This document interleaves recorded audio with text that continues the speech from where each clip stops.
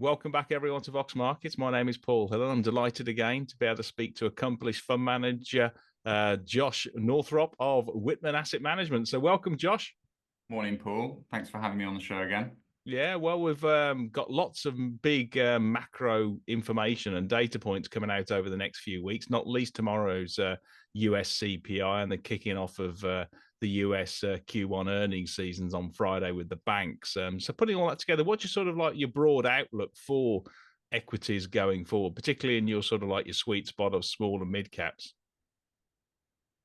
Well, I think when we last spoke in July last year, we were sort of in the midst of a pretty horrendous bear market. And I mean, certainly in the UK at that point in time, inflation was double what it was in America. And consequently, UK equities were underperforming and were really out of favor. Fast forward, well, I mean, 9 months, and I think the macro situation in the UK is definitely better. Inflation has come down materially. It's at 3.5% now, just under, and that's down from a peak of 11%. And I think the economy has done better than people were expecting. You've seen rising consumer confidence, increasing real wages, record low unemployment still. So I think the macro picture is actually one that's improving. And I think people, fundamentally, things haven't played out as bad as people feared.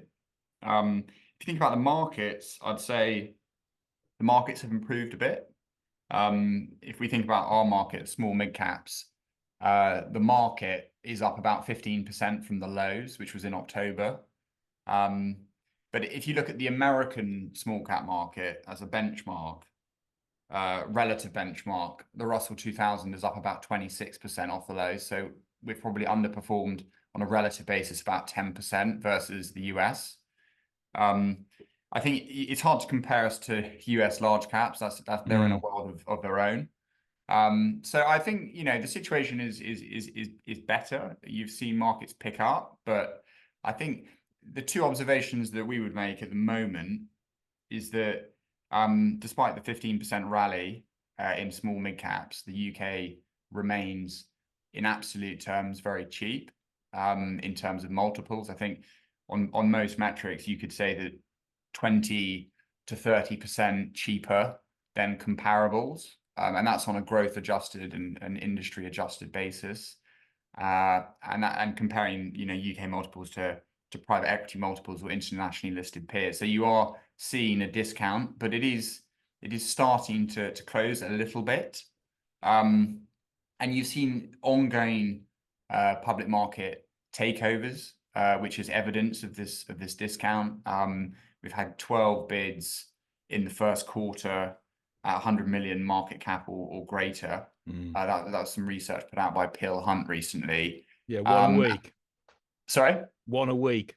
Pretty much, yeah. And that, I mean, what does that tell you? That tells you that financial and industry buyers are feeling still optimistic about the UK as a place to buy assets.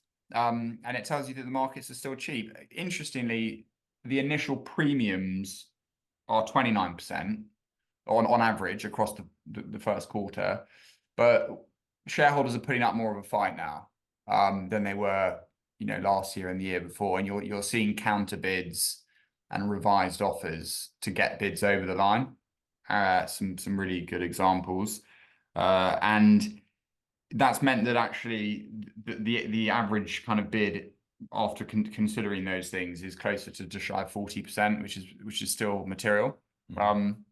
So that's the first observation, is that I think the UK is still cheap.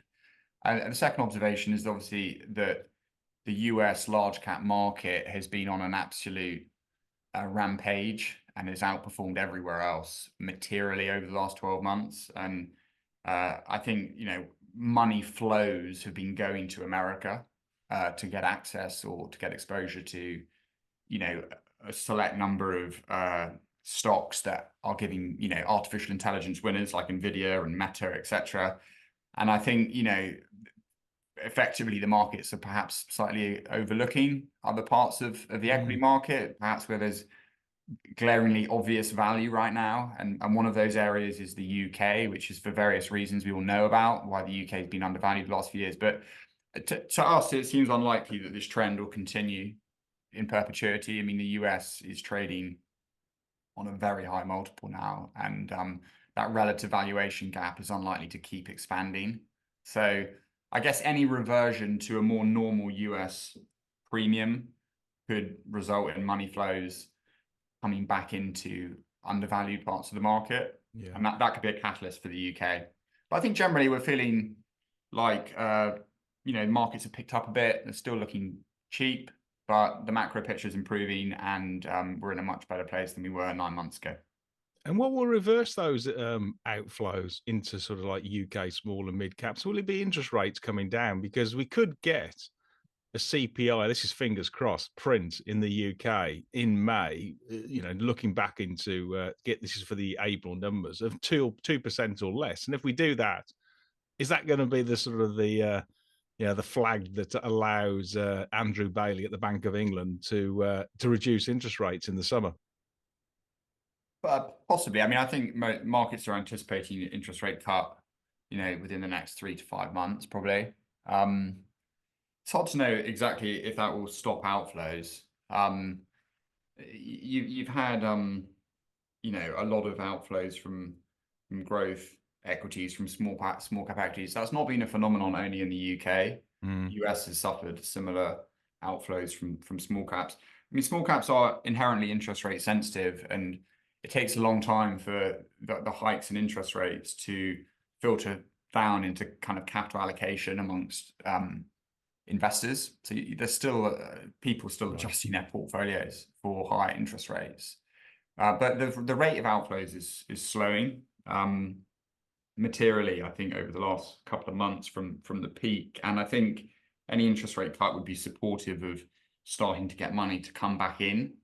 But it may not happen immediately. Of course, on the flip side, you've got the M&A and the corporate buybacks, and that's been very supportive of the market. Despite the outflows, the market's up 15% from the lows. So you have seen some of this bid money and some of these corporate buybacks start to filter back into the market. And so I think that's the flip side of this. I mean, it's been painful for fund managers in the small cap space to hold on to assets and to pitch for new assets. But as performance picks up a little bit and people start to identify the opportunities again and the value in the market, then you start getting money coming back into the market, and that's the sign of a pretty strong bull market to come, hopefully. Yeah, well, I think a lot of investors, myself included, have been struggling in the first quarter. It's been a bit sort of soggy, to say the least, after a good close, a bit of a Santa rally last year. Okay, well, let's hit some stocks then. One is really done well over a long term is Netcall, which is a leader in all things software for call centers, I think, into sort of like, the financial sector, but has moved into robotic automation management software as well to help those contact center guys improve the productivity and efficiency. Can you take us through this one, because it's not particularly cheap, but it's obviously a very good long-term winner. Yeah. Well, as you say, I mean, the business started out as a kind of communication software company on premise, and they moved into this sort of industry called intelligent automation in 2017. When they acquired a company called Gloco. And intelligent automation is really around designing solutions for companies to help improve automation, around workflows and processes. So, it's all about driving efficiency ultimately within an organization. And they have a platform called Liberty Create, which is a low-code product.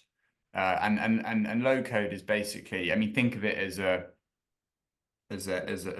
piece of software that enables people who fundamentally can't code to be able to create basic automation processes. and that in itself helps companies become more efficient. And this is an accelerating space, within automation, i.e., enabling people who aren't technology people to actually create and manage the process automation. Yeah, a bit like a co-pilot to help the Yeah, contact center guys it's making complicated things straightforward. for idiots like me And me. So it's a big market. Yeah.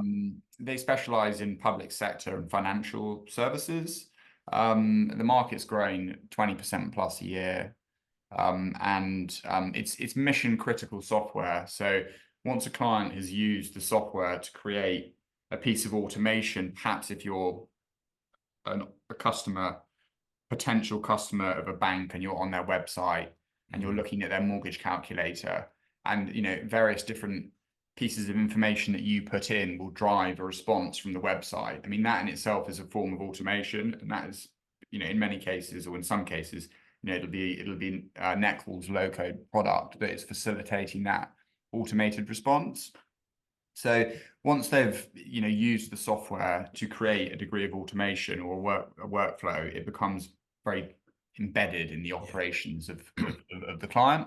So hard to displace. It's subscription-based revenues, very strong customer retention, and I think that the number that we would say is most impressive with Netcall is their net retention with their cloud-based revenues, which is 119%. So what that's basically saying is that if they don't win any new customers in a given year, their existing customers grow 19% net each year, which is a very strong rate of growth without winning any new customers. And so land and expand, as you roll out the software throughout the organization and add different kind of modular upgrades. So yeah, it's not a cheap stock. Quality comes at a price. They've had some sort of jigging of some large contracts that the market didn't take particularly well, and they've also increased investment more recently. So there's been a sort of downgrade in profit around that. But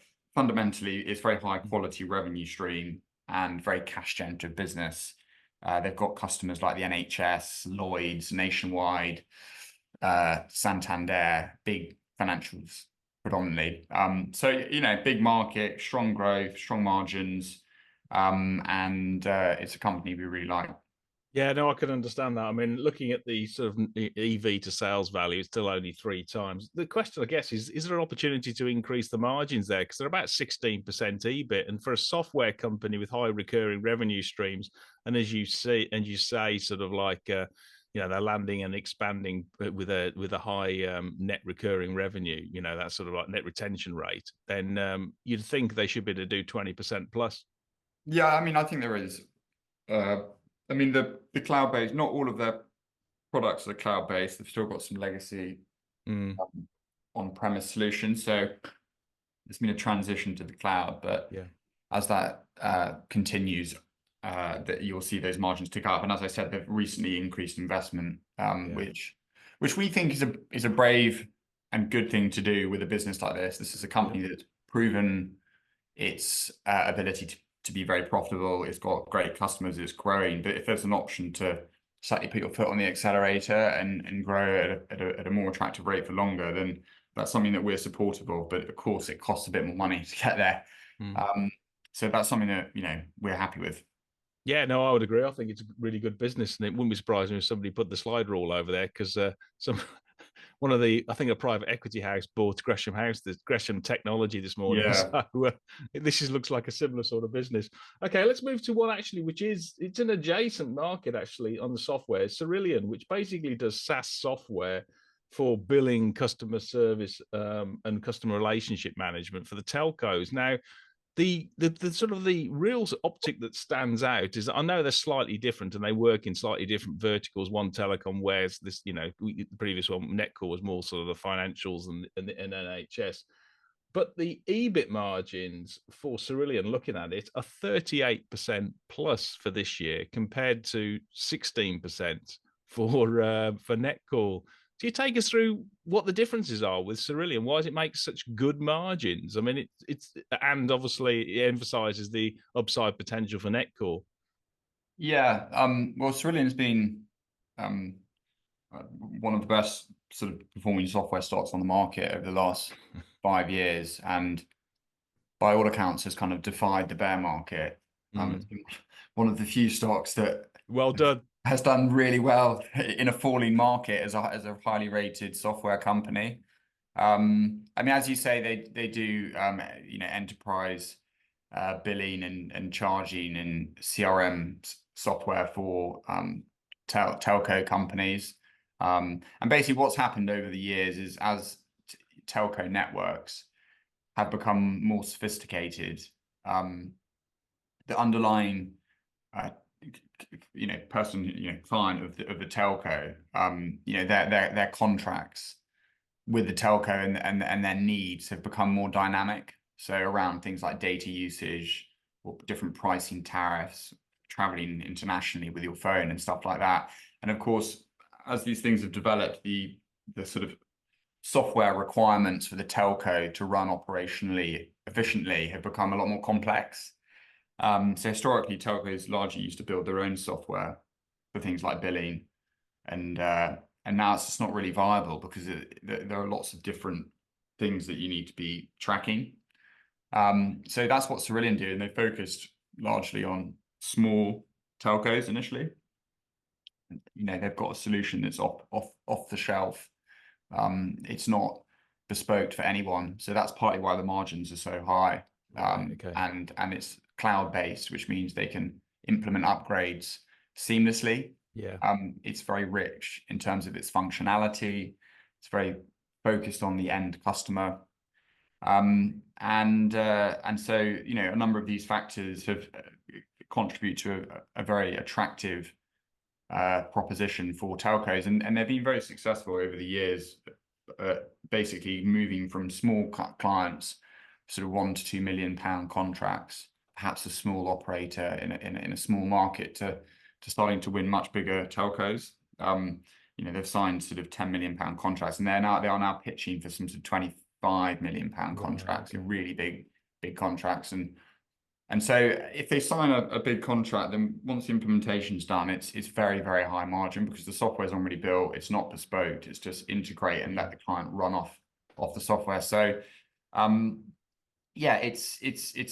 it's one of the highest margin businesses that I think you'll find on the market. I think I would caveat our enthusiasm for the company just by pointing out that the valuation is reflective of a company that's done very well. And so, from our position, it's a company that we've been taking profits in over the last few years. We still have a position in it, and we still think it's a great business. But you can't say that it's not on a particularly attractive multiple. Yeah, well, it's over 9 times sales, isn't it? So yeah, and in a 30+ PE multiple. But if you win a £20 million contract and you're doing that at very high gross margin, then the upgrades can be very material. Yeah, and that's what's happened historically. So yeah, they've got some amazing customers, like people like Manx Telecom and 3 now, and I think they've got customers in over 40 countries. So it's a global business. Yeah. No, it's real high quality, no doubt about it. Another one which is benefiting from the digitization of all things, sort of rail, etc., and electrification, is Tracsis, which basically does software and services into that vertical, whether it's through ticketing, whether it's through safety of tracks, whether it's through data management, traffic management, etc., routing and this sort of stuff. And it's obviously a champion in the UK with Network Rail, and has branched out to the States, and it seems to be, it's reasonably valued, but there's lots of upside there, I would have thought. Yeah, I think you're right. I mean, it's got a really nice track record in terms of growing organically, and also doing bolt-on acquisitions. We've done 17 bolt-on acquisitions since 2009, and you know, they've been very successful at buying bits of technology that are accretive to their offering, and that's almost entirely been self-financed. So they're not one of these companies that keeps coming back to the market to issue shares, which is something that we really don't like much, unless there's very good reason for it, because it's dilutive. I'm happy to support deals. They make a lot of sense, but often they don't. So Tracsis are very disciplined. They generate cash. They've got very conservative accounting policies. They expense most of their R&D. So, you know, it's a very clean business from an accounting perspective, which we really like. So the multiple does look, I guess, up with events, but you know, there's very limited kind of capitalization of R&D, so that PE multiple is clean, I would say. Yes, I mean, they've started to win some contracts in North America, selling a couple of their different solutions for the rail, you know, for the transportation industry, helping make rail operators and rail networks more efficient and helping them cope with digitalization. I think there's hopefully more to come in America. I think there's a big opportunity there, and the management seem quite confident, but yet to sort of get a series of big contract wins, I would say. Strong balance sheet, 20 million of cash, and I think you know, it's a high quality business that is very well run, and you know, I would recommend people have a look at it. Yeah. How achievable is the sort of the H2 target? Because I was just running their, you know, their numbers and their estimates, and they reckon they're going to do 36.5 million, I think was their trading update for the first half, which means they've got about 49 to do compared to, say, 37 in the first half. So 49 in the second. Bit of a leap of faith, that one, but the management seem pretty confident because they've got a lot of new contracts coming on board, which should start generating revenue. I think that's it. I mean, look, with any business like this, it can be hard to forecast exactly when contracts are going to land. With our discussions with management, they seem pretty relaxed about the forecasts. And as you say, they've got contracts that are coming on in the second half. But you're right to point it out. But you know, we would encourage people to think a bit longer term. And this is a company that has a very good track record in growing organically and acquisitively, with very good cash generation, and you know, whether they grow a little bit less this year or not is, you know, is anyone's guess. Yeah. Well, I mean, you know, the secular growth in digitizing rail, I mean, it's a must-have, isn't it? Because unfortunately, so many delays or strikes or all kinds of different disruption just in the UK. If they can get the UK right, they can get anywhere else around the world correct. That's for sure. Exactly. Yeah, our trains are a bit of a mess. I know. Okay, well, let's move to another dominant sort of vertical software company, Auction Technology, which is basically it brings buyers and the auction houses together online. And I guess the sort of, like, you know, you have this networking effect, gives it barriers to entry, but also you presumably need a super low latency network to be able to allow people around the world to bid at the same time as people actually who are there physically and presence around that sort of auction circle. Yeah.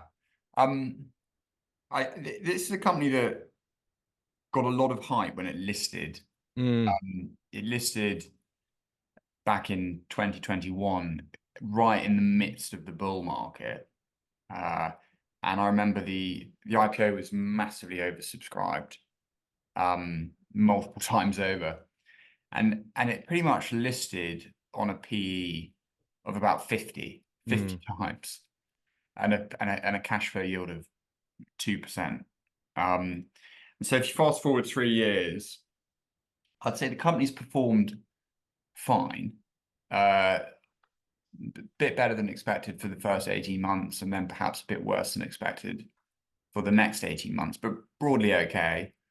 They've made a couple of acquisitions, but the multiple's now 19 times. Yeah.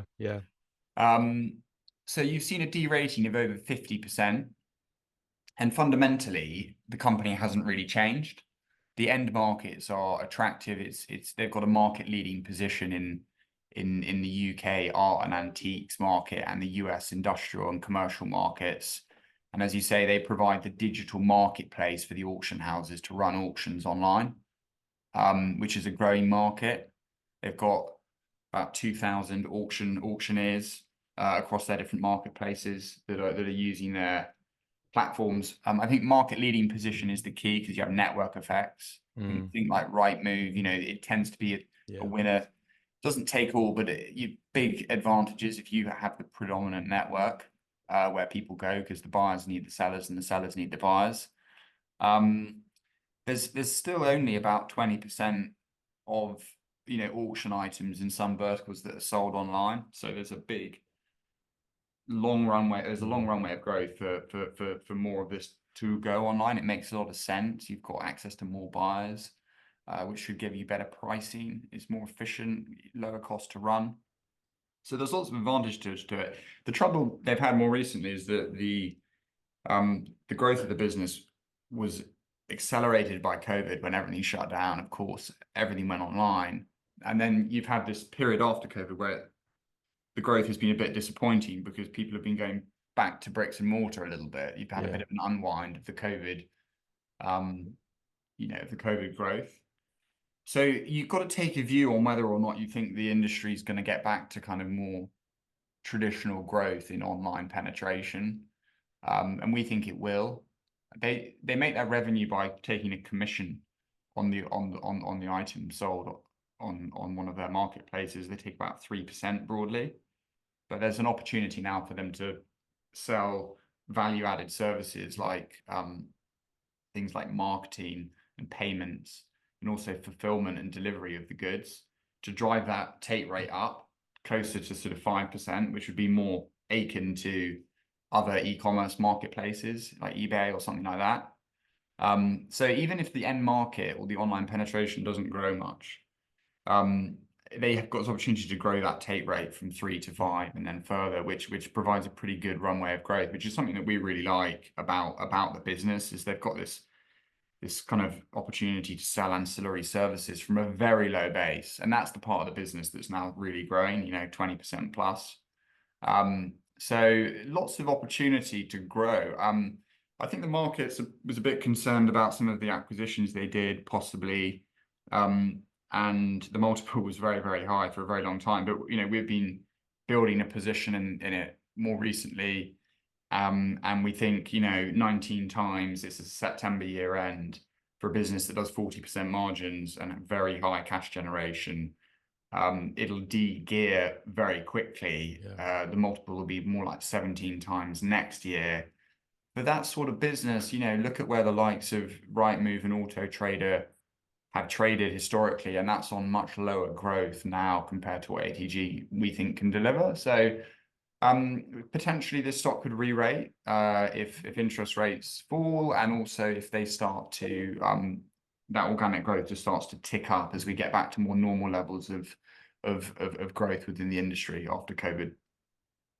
Yeah, just in terms of the actual leverage, it's nearly on about sort of like, net debt to EBITDA, roughly just less than 2 times. When just more broadly, when does that become a sort of concern? I mean, I guess these, ATG is pretty sort of recurring revenues or repeat revenues with high cash generation. But when does it become a sort of concern, a sort of like a point that flashes into Josh's mind that this looks a bit elevated?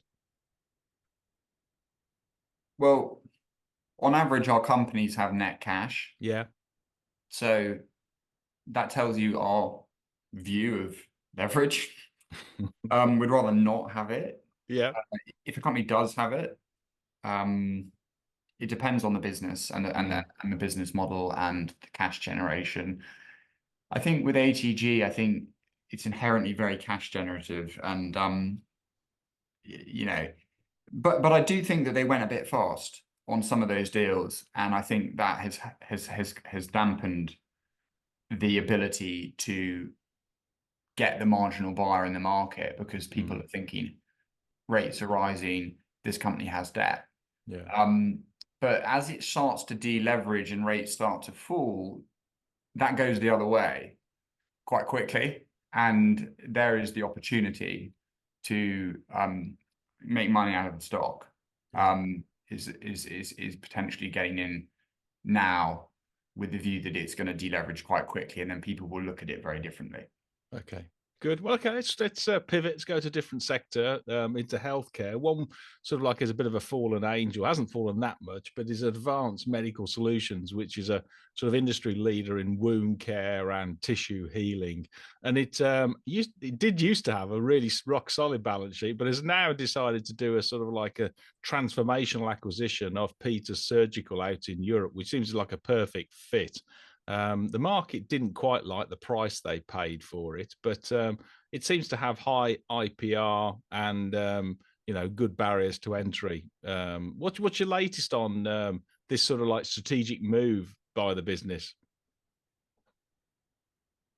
Well, I think before looking at the acquisition, the market needed some comfort that the business was kind of getting back to the growth that it had done historically. I mean, growth had slowed over the recent years, and that was partly because of COVID reducing the number of procedures, and particularly in America. But also they had some issues with their distributors in the US, and some of the competitors that started to bundle products and kind of push them out of the market a bit. So they've had some issues in America, and they've now gone live with a new distributor. And the reference that they made in the statement was that they feel like things are coming back to life in America in quite a positive way. So that's quite encouraging, and I think would have pushed the stock up. But then they announced this acquisition of Peters Surgical, which is a much bigger acquisition than anything they've done in a long time. I think it's over 130 million euros. Yeah, 141 euros. Yeah, million euros. Financed through a net cash position and then taking debt on, and that obviously changes the parameters of the balance sheet a bit. But I don't think it's overly geared. I think possibly people are wary of the amount of money they're spending on an acquisition that's previously been owned by private equity. Difficult to know right now if the acquisition will turn out to be a success or not, but our inclination is to continue to back the management team. I mean, there's good rationale for the deal, which the company Peters Surgical has a very strong presence in Europe, and that kind of complements AMS's exposure in perhaps the US more, and it gives them genuinely kind of market leading position in terms of their product breadth across their portfolio. That's what they're really referencing, and good opportunity to cross sell into respective geographies where the different businesses have a greater presence. So hard to say with absolute certainty that it's going to be a slam dunk success, but the management team have been very successful over a very many number of years. And we think it's a very high quality company with lots of IP. The end markets have had a more challenged time, principally by COVID, but things are starting to come back to life now in particularly in America, in terms of returning to a degree of normality in the way that the healthcare market is operating, and inventory levels, and kind of procedure levels, etc. So this is a stock that historically is traded on a 20 plus 25 times multiple, and assets in this sector that have a degree of scale and IP are highly valued. It's hence it's cost them a bit of money to buy this business, Peters Surgical, but if they can deliver on some synergies and get the business growing back at where it has historically, you have to say that the multiple looks very attractive compared to listed peers or private equity multiples. Yeah, no, I would agree. And as you rightly point out, elective procedures are definitely coming back in the States. You just got to look at the big healthcare insurers out there. They're saying all the same thing. And I would imagine the management team of Advanced Medical will have certainly known Peter Surgical for years, and will actually, so the risk of actually integrating it should be less, because it isn't something of going into unknown territory. This is a very much a business that they should have they'll have kicked the tires well beforehand. So yeah, I'm with you. Okay, good. Well, let's move to animal healthcare. We've got CVS, really topical, because it's obviously one of the biggest UK vet practices, and we've had that competition markets authority investigation, or looks as though it's going to kick off. And then we had yesterday, unfortunately had a cyber attack, but the shares went up, which was quite positive, I thought, actually. So what's your latest on this one? Because it's battered the share price. I mean, there's no doubt about it. It trades at 10 times PE, which for high quality business has got a lot of bad news baked in. Well, I think you've said it there. I mean, unfortunately, we've been in it, and we've suffered the fall. So I can't say I'm overly happy. But if I wasn't in it and I was looking at it, then maybe this is a very interesting opportunity. Yeah. I mean, fundamentally, people probably know the business. It's the second largest veterinary practice in the UK, not about 9% market share. It's a very resilient business in terms of the end market, and it's consistently delivered, like-for-like sales growth, mid to high single digit. I don't think any of that's really going to change fundamentally. The trouble is that there's been a lot of consolidation in the sector. CVS have been part of that, but there's been some private equity-backed businesses that have been very acquisitive as well. And the consolidation in the sector has been so significant that the CMA have started to look at it, and in light of customers complaining around the price of pet care and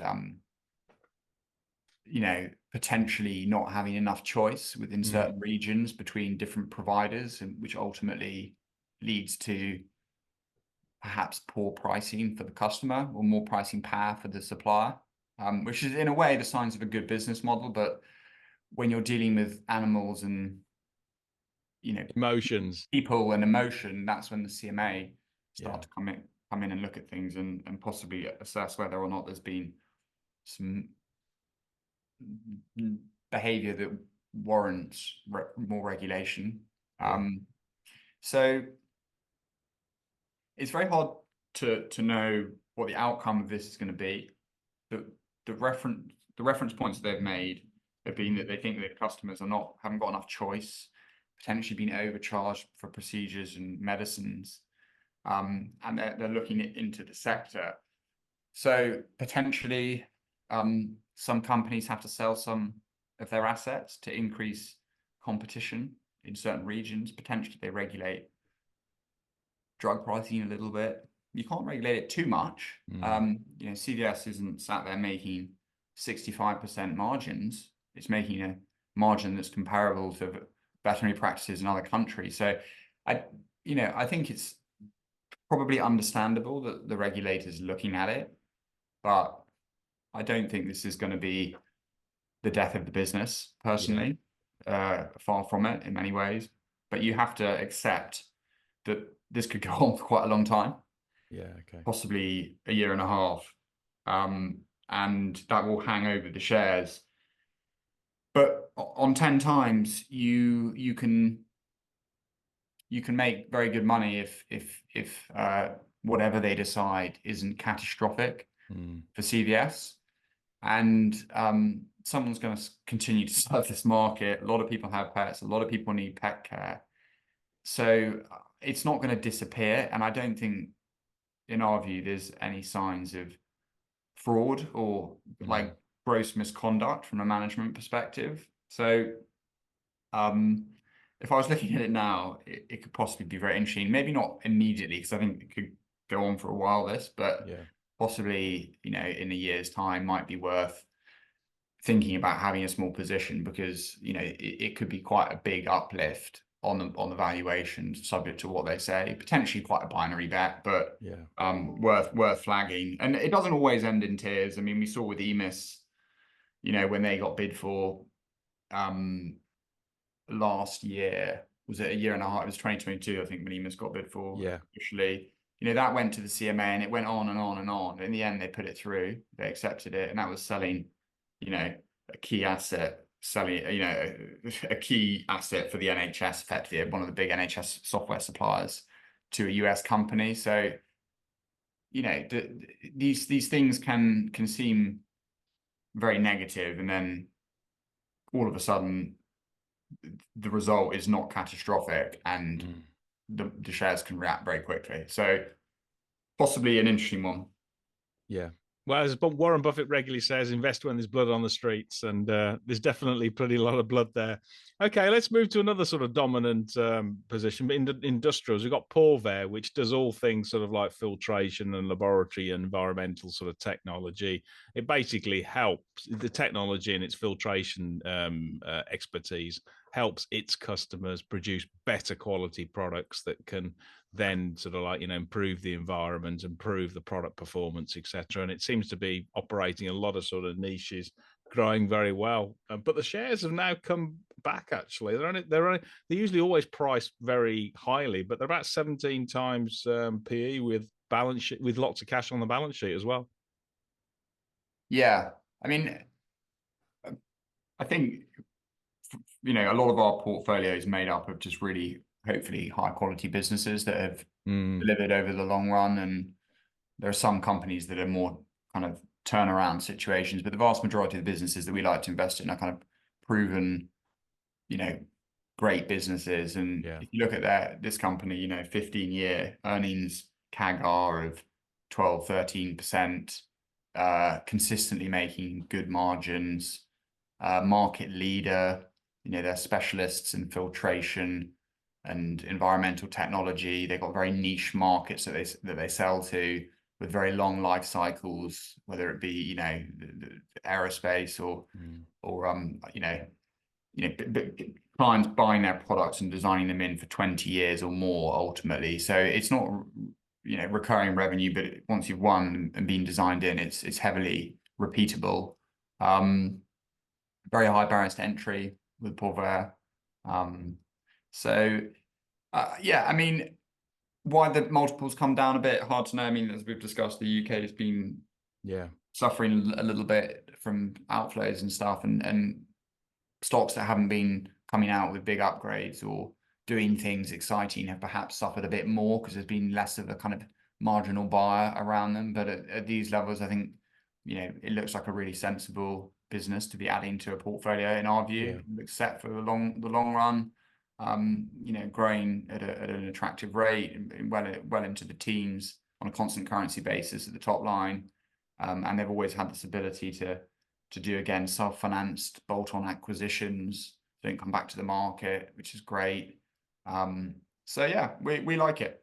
Yeah, I would agree. And you know, it's got 12% EBIT margins, which I think for a high specialist business like this, it's probably got scope to increase. Trades about 1.5 times sales, so very reasonable value for a long-term compounder.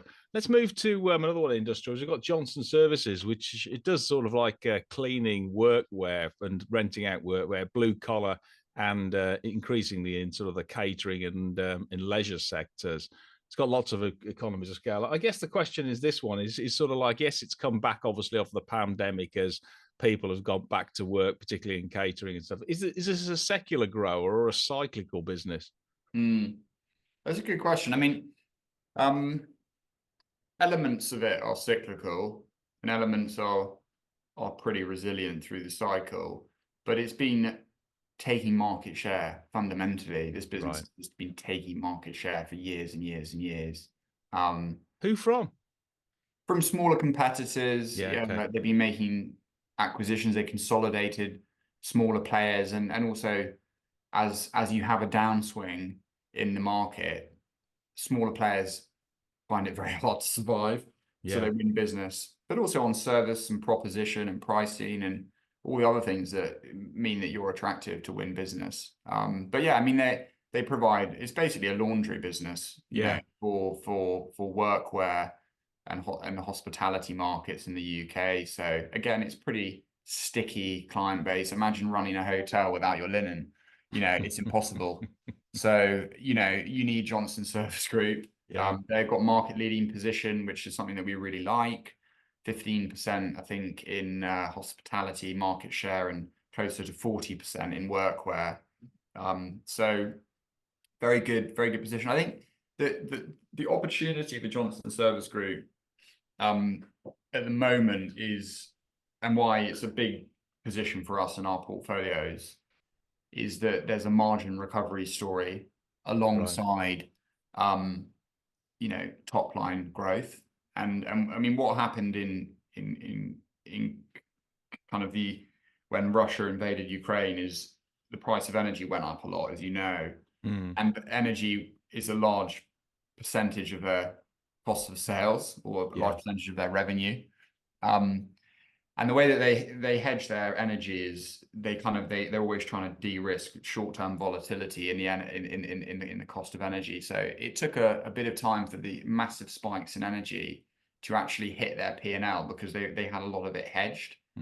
But of course, when they started taking out the next contract, those contracts were being done at a much elevated level. So eventually, of course, the price increase in energy did hit their P&L, but it was slightly delayed to other companies. And you've seen the margin, effectively the kind of margins of the company have gone from kind of 15 closer to sort of, you know, 11, 10, 11, with energy being the vast majority of that difference. Energy gone from 6% of turnover closer to kind of 10.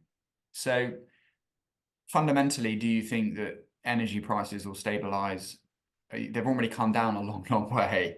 It's just that it'll take a bit of time for that to hit the cost base at Johnson Service Group, because they've hedged a lot of it out. So that's a big opportunity to get those and management have guided to getting the margins back to 15%. Right. Which on a much bigger revenue base than pre-COVID, because they've put through big pricing increases, they've been winning business. That's not forecasted in the market. You know, analysts have not put out numbers that get you back to those margins. They are showing incremental improvement year on year, but you know, there's upside in that. And then you've also got a management team that have been investing in capacity. They built a new state-of-the-art facility in the southeast for £15 million to do 600,000 items per week. I mean, this is a company that's investing and taking market share.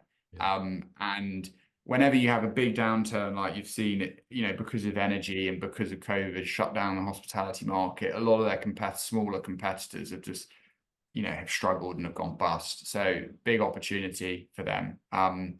The multiple's about 14 times this year, but if you think energy gets back, you know, the margins get back to where they were, that would put it on closer to about 10 times. And then you've got the growth in the top line over the next few years, and you've got probably ongoing M&A as well. This business has always made sensible bolt-on acquisitions. They built a business in Ireland recently doing linen into the Irish healthcare market, which is a new vertical for them. So that's exciting. It's not the most exciting business, Paul, but it's laundry, and laundry is ultimately pretty good business if you can get it.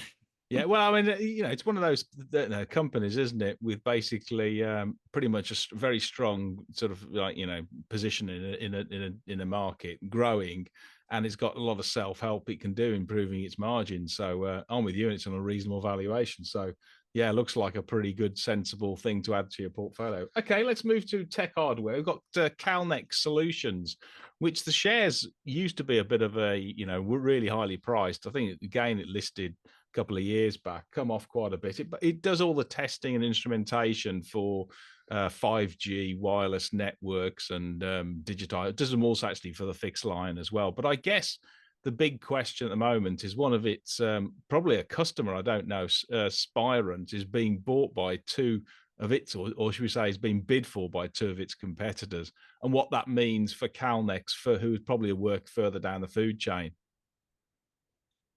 Yeah, I think with Spirent and with Calnex, it's kind of I guess, a good example of how the market is very keen to value things very well when things are going well. Yeah. And then when everyone knows they operate in a cyclical market, or there's elements of cyclicality, when things get a bit tougher, share prices can collapse, and the bid for Spirent at such a premium is evidence that the market is overly pessimistic with the way that it's valuing some of these companies now.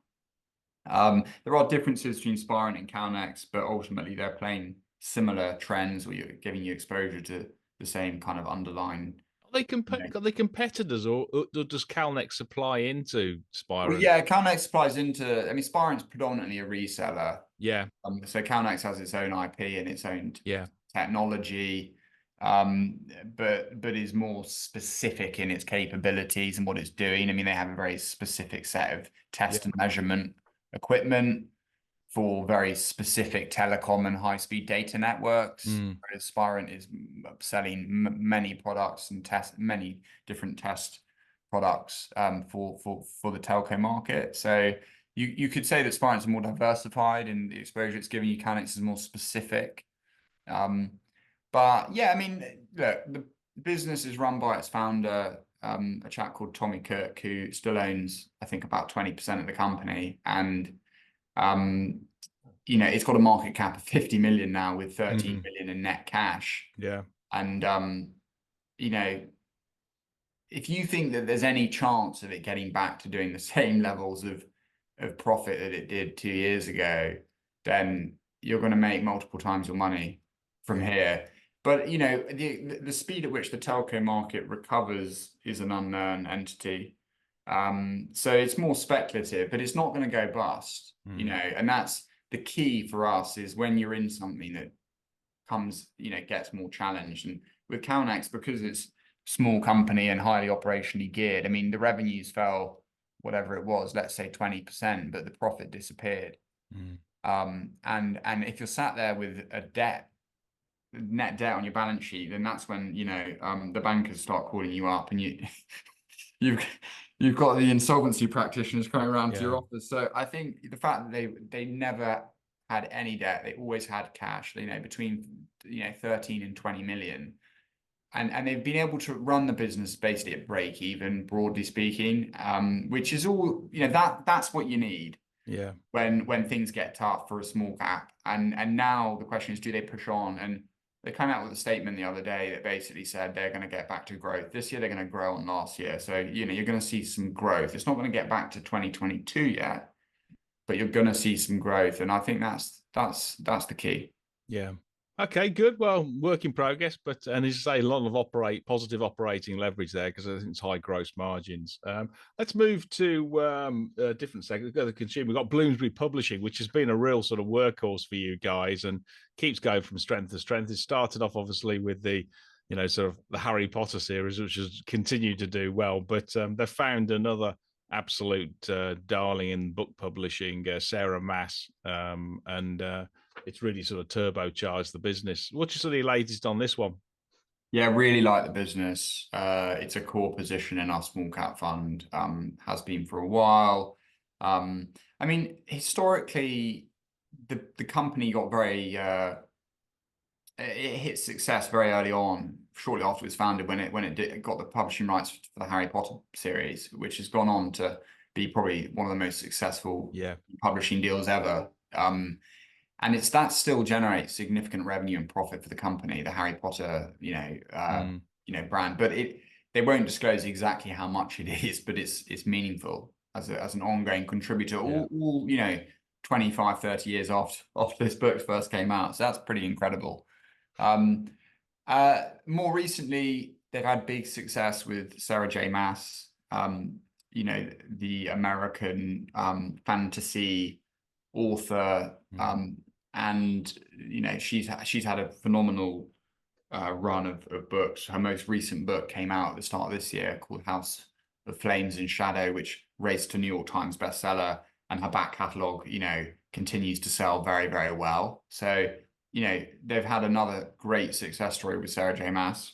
But the part of the business that we think is really attractive and of particular interest is their digital resources division.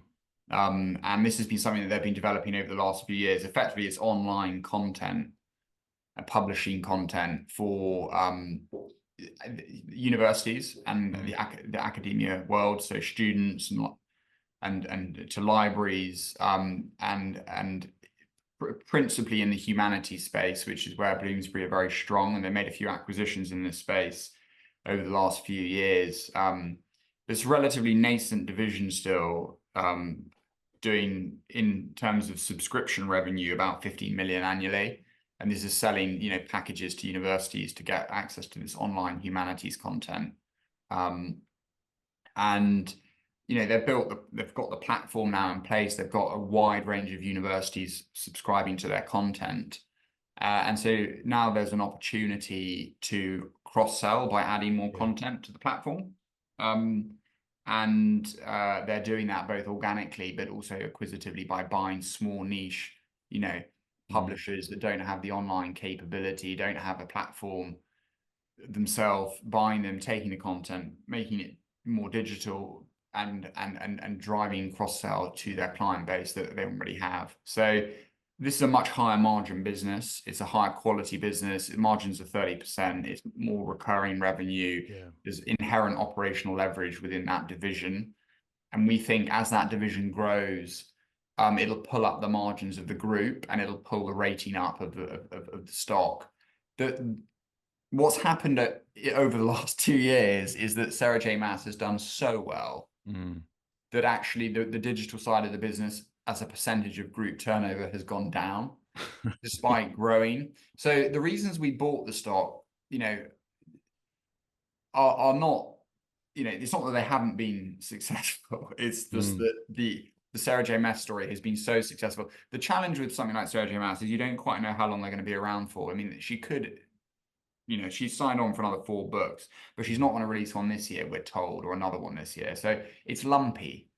And you don't know if her next book's going to be that good. You know, it's impossible to tell. So, you know, that's why that publishing side of the business is kind of like a low teens multiple, whereas the digital resources with that recurring revenue, and it's sticky and it's not reliant on one big hit, one big author, is a high teens multiple. And if you think that's going to grow more quickly, then that's going to pull the multiple of the group up. They've got a very, very strong balance sheet. I think at the end of this year, they'll have in excess of 60 million in net cash.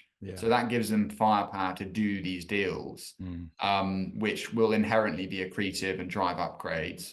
The valuation is, I think it's about 16 times. 16.5 times. But if you take the cash off, because it's, you know, it's 15% of the market cap sat there in cash at the end of this year, then it's more like 14 times. And if you know, all of a sudden you're sat with a multiple that's reflective really of a traditional publisher, opposed to a business that's got this digital side that could, with another couple of years of growth and an acquisition or two, be a meaningful contributor to group profits.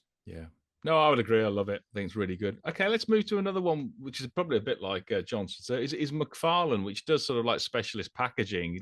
Is it cyclical, or is it sort of like secular sort of stuff? And it's a sort of like, it's a business that's 225 million market cap, just a bit of debt, trades on about 12 times PE. But as I say, does specialist packaging for brands and companies, I guess.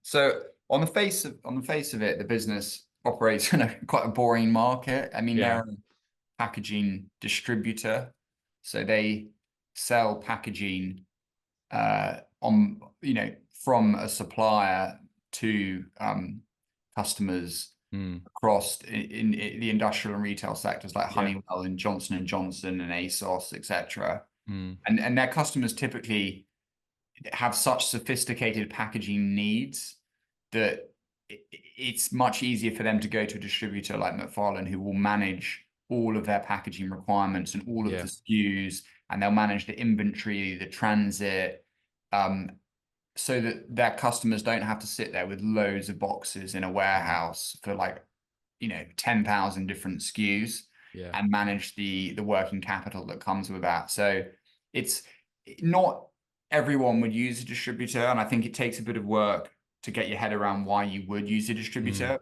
But it is a meaningful size part of the market, is this distributor part of the market, and they've got about 22% of that market, so they're the biggest player within the distributor packaging market in the UK. They've got 20,000 customers, and no customers more than 1% of turnover. So Yeah. very fragmented and diversified customer base, which makes it, really kind of, de-risked from losing a customer perspective. Is it cyclical? Yeah, there are elements of cyclicality, but their customer base is so broad across retail and industrials that it's not going to operate like a traditional retailer in terms of its cyclicality. They've seen some weakness in the e-commerce businesses that they serve more recently, which has been a bit of a dampen to the top line. But fundamentally, it's very well run. They've got a 10-year earnings CAGR of 14%. Right. And that's made up of about 4% organic growth annually on average, about 3% annual acquired growth. They've been consolidating the very fragmented distributor market within the UK, and also meaningful expansion in group operating margins over the last 10 years, from 4 to sort of 8.5.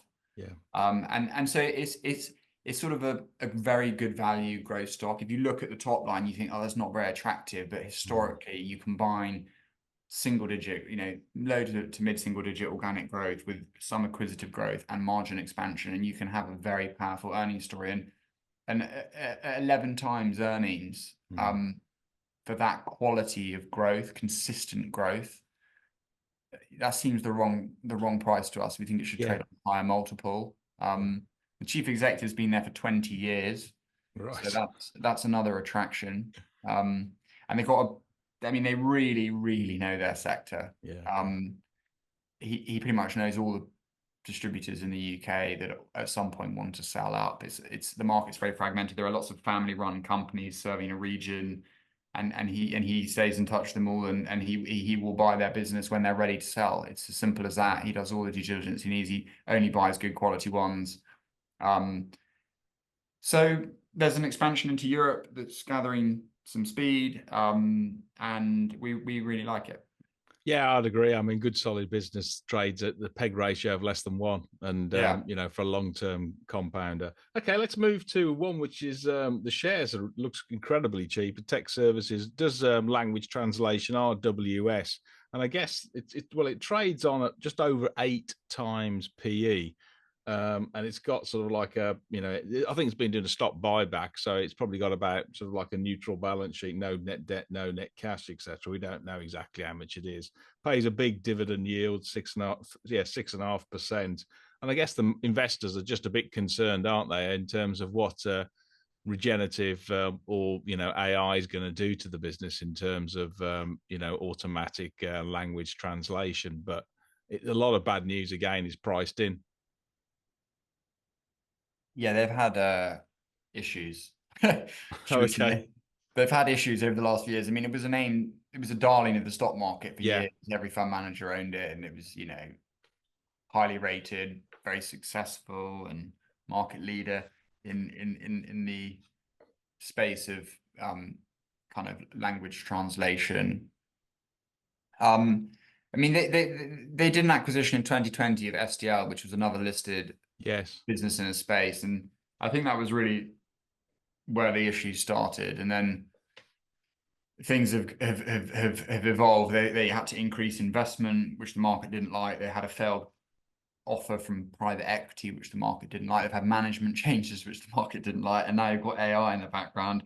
People thinking that the company's not going to exist in a few years potentially. Our view is that the concerns around AI are totally unknown and probably overblown. This is a company that utilizes AI. The level of complexity around some of the language translation, when you're dealing with IP, is really quite complex.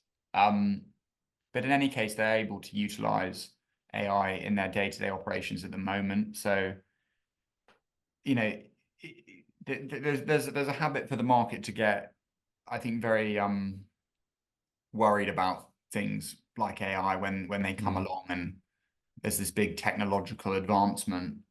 But the reality is it does take a lot longer for these things to filter through. And there can be lots of opportunities. I'm not disputing that there are potential threats. Yeah. But to think that it's going to just disappear in a matter of weeks or a year or two is in our view incorrect. Look, there are transactions in the sector that are going through at 12 to 15 times PE, and this is a stock that's trading on about 7 or 8. So, you know, we think it's materially undervalued. It's a market leader, and you know, look at what happened with Spirent. The size of the premium on the bid. I mean, I think, look, just because it's very cheap doesn't mean it can't stay cheap for a very, very long time. It's hard to know what the catalysts are going to be. Maybe they need to deliver some trading updates that are demonstrating that they're back on the front foot. Maybe they need to, you know, have another PE bid. It's hard to know exactly what the market wants to see, but for sure it's on the back foot at the moment. But you know, I think that's the opportunity with very high quality business that's been out of favor for a few years, trading on a very low multiple now. That doesn't look right to us. Yeah, no, I agree. For a 720 million market cap business to trade on just over 8 times PE and generating a lot of cash with a good dividend yield, you just got to look at that. Looks like mispriced to me on the numbers front, that's for sure. Okay, well, let's just hit a couple of others just to close it off. We've got let's do Restore, which is a big turnaround, which does archiving things like, you know, documents for the government and for companies into you know, underground, but also does sort of like recycling of the technology and office you know, basically moves and stuff like relocations. What's your sort of latest on this one? Because the margins have sort of like fallen, but they trade at a very, very cheap valuation. I think their founder and chief executive has come back as well to sort of kick the business back into shape. Yeah, exactly. I mean, we bought into it about 5 months ago when the previous chief executive, Charles Skinner, announced that he was returning, and he managed the company for 10 years from 2009 to 2019 and delivered shareholders a 10x return. Yeah. So, you know, there's a lot of credibility that comes with him for sure. Over the management team between when he left and when he's come back, so the 4 years, 2019 to middle of 2013, the company had pursued a very acquisitive strategy. It had leveraged up the balance sheet with floating debt as interest rates rose, which is pretty poor in many ways. And operationally, they made a lot of poor decisions. So that resulted in a series of downgrades and a big derating in the stock. It used to trade on, well, in the heyday, it was a 25 times, but you know, 20 to 22 times. And all of a sudden it was down on about 9 times when things kind of bottomed out. But fundamentally, the core business, box storage, they're a market leader in physical document storage. It's a very boring business, but it's very high quality, very high margins, 30% operating margins in that business. So, you know, the market got fed up with the management team. So, you know, there's an opportunity to get the business back on track by doing some, in our view, some very basic things. And this is not our idea. This is what Charles is saying, and he's been through it with investors and he's been to see us. So, you know, his view is that he can increase the profit of the company, 30% or so through doing some pretty basic things. One is increasing pricing across their box business, which they haven't done more aggressively enough the last few years. And it's easy win, straight to the bottom line. The other is reducing head office overheads. Under the previous chief executive, their head office went from 9 to 50 people. So bringing that back down. paying down the debt, which currently is costing quite a lot of money in terms of interest expense. So not doing any more M&A, or only very selective, and using the cash generation to pay down the debt will increase the profitability of the company, and focusing on other operational efficiencies like property, portfolio consolidation. They've got various sites that can be consolidated, and they've identified about, I don't know, £6 to £8 million in property saving costs through consolidating various sites. So if you add all those different components up, you get profits that are broadly 30% higher than where they are today, 2 to 3 years probably, and that in itself would warrant a much higher multiple, because it would be a better business, better margins, and I think that the rating will recover as people start to see that this business is not an 11 times PE business that it is today. You know, the peers internationally trade on 15 to 20 times. Those that are structured as a REIT, you know, will be paying dividend, you know, will be valued even more highly than that. So it's a recovery stock with potentially quite a lot of upside. Yeah, I would agree. Yeah, Iron Mountain, I think, trades at about 16 times PE. Okay, let's just finish it off with Victoria Plumbing, which basically does online delivery of all things, you know, your plumbing, sort of like your taps and your sinks and stuff like this, I think. So what sort of piqued your interest here? Because it, again, I think it floated about 2021, bit of a stock market darling, and plumbing in the UK has had a bit of a tough period of recently. Obviously, repair and maintenance seems to be doing all right, but it's all that new build and improvement as in the cost of living crisis has just been pushed to the right. Yeah, I mean, look, it's another example of a company that listed in the IPO bonanza that no one ever talks about, by the way. Everyone tells you the stock market's dead, but they forget to tell you that there were 100 IPOs in 2021. But, you know, a lot of them were very aggressively priced. And this is one that fundamentally was very highly valued. It benefited from a lot of growth through COVID as everything went online, and they had a big sort of reliance on international suppliers for their products. So they got very badly hurt by the increase in freight pricing that came after COVID, and then the energy pricing. So it's been really difficult, and the shares have pretty much, you know, gone down. I think probably 75 to 80% from their peak price, if not more. But you know, some of these businesses are gonna survive and are gonna win, and we think they look very well positioned to do that. So they are the leading UK bathroom retailer. They've got about 19% market share across the UK.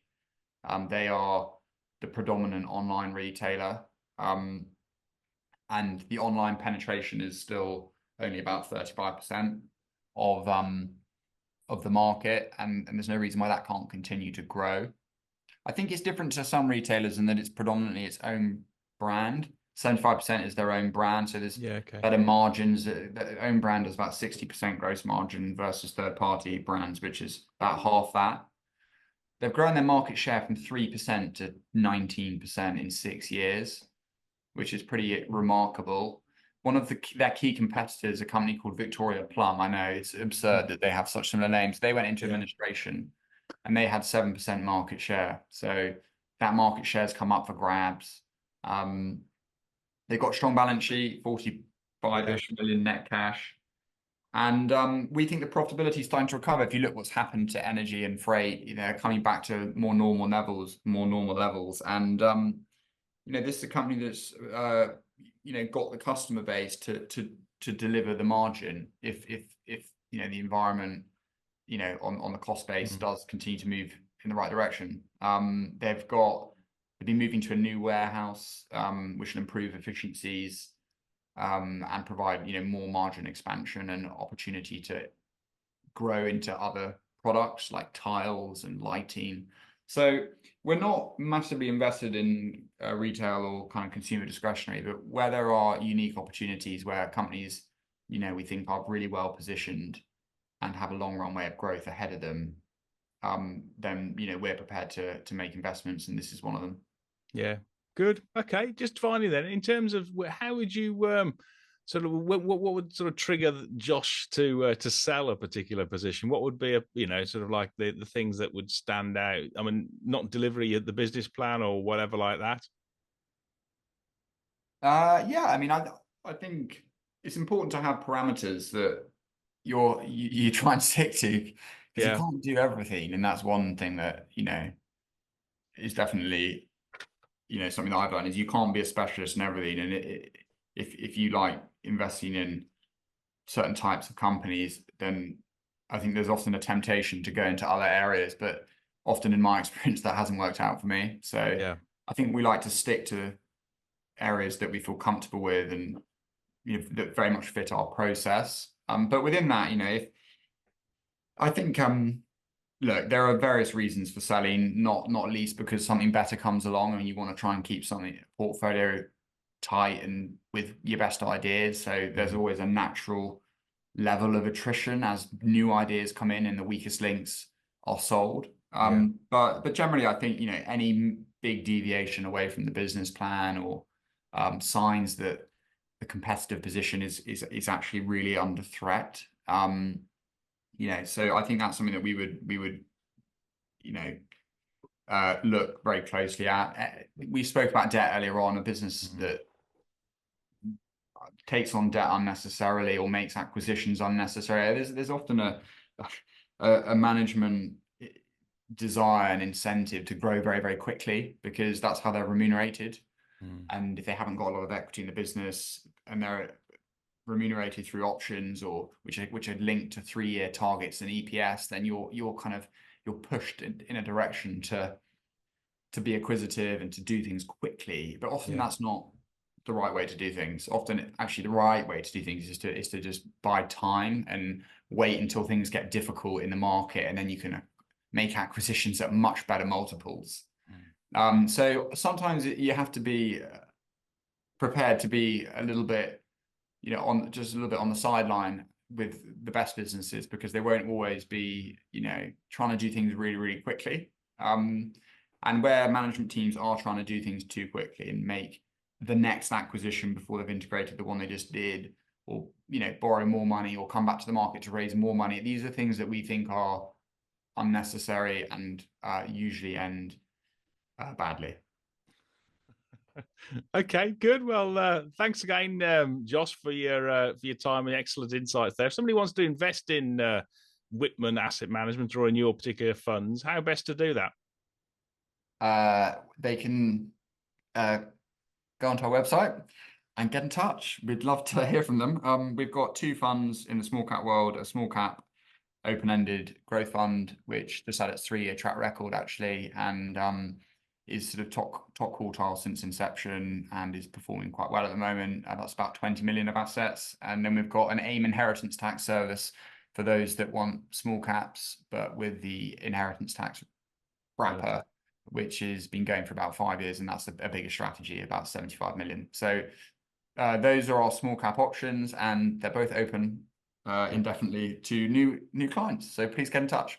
Brilliant. Okay, well, thanks again, Josh, and look forward in touching base here and those stock ideas performing in 6 to 9 months time. So thanks a lot. Thanks for your time.